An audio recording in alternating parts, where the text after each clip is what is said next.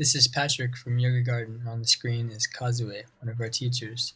Today we're going to explore a set of poses: Warrior 1, Warrior 2, Warrior 3. These poses are all related, they're kind of a family. Here's a picture I found of some Kalari warriors from India. You can see they're doing the same forms we're going to practice today. Try to retain this fierce but light energy. Let's look at Warrior 2 first. It's the easiest one to start with. The great thing about these poses is that because they're so closely related, if you learn the basics of one, they apply to all three. Just like building a house, when you start a standing yoga pose, you need to think about your foundations first. You can see here the heels are aligned. The back foot has some arch in it, some spring. The front foot and thigh are also very active. And a key point for all of these poses, you want to make sure that your knee is right above the ankle. Don't compromise on this. Even as you move through variations, this knee needs to stay stable. Now that the foundation is set up, we can move to the hips. Right now, the pelvis and hips are too far back, and in this way, they're too far forward. Moving your pelvis forward or back will give too much stretch to one of the legs. You want to make sure the pelvis is right in the center, and the weight is 50-50 between both legs. Moving up to the shoulders now. As with all standing poses, you don't want to pinch the shoulders. You want to let the deep back muscles take care of this. The shoulders open and roll back. There should be a lot of space between the shoulders and your ears.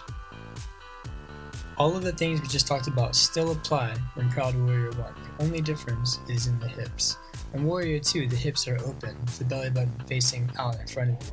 In this version, the hips are closed, so your front leg is actually going to be sinking back into the body. The bone is going back into the pelvic socket. You can see here a little better. The muscle power for this action has to come from both the left and right buttocks at the same time, kind of a push and pull. Like before, we're not pinching the shoulders up near the ears. Using the lower back muscles, we're going to let the arms float open and gently create a lot of space. This will bring the pose a light feel. As before, you don't want the hips to be tilted too far back or too far forwards. When you align the hips right in the center, your spine is going to open up and lengthen. You're going to see a gentle S-curve form. This is what we're trying to get. All three versions of this pose have the same action. You're lifting and lengthening the spine and sinking down with the hips. From Warrior 1, it's very natural to progress into Warrior 3. The body weight comes forward, the back leg floats up, and the body becomes parallel. Of the warrior family, this one is definitely kind of the strange uncle who only comes around on holidays, but it's still related, with the focus of the pose being correct alignment of the hips.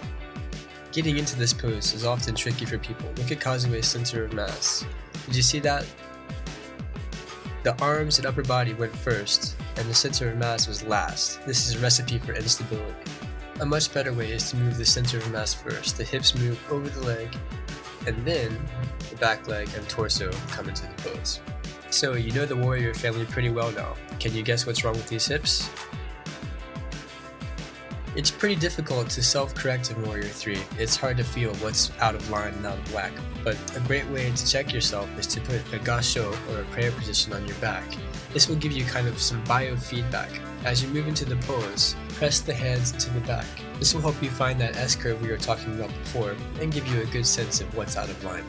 These poses will bring a lot of vitality to your life. Enjoy it and put it to good use.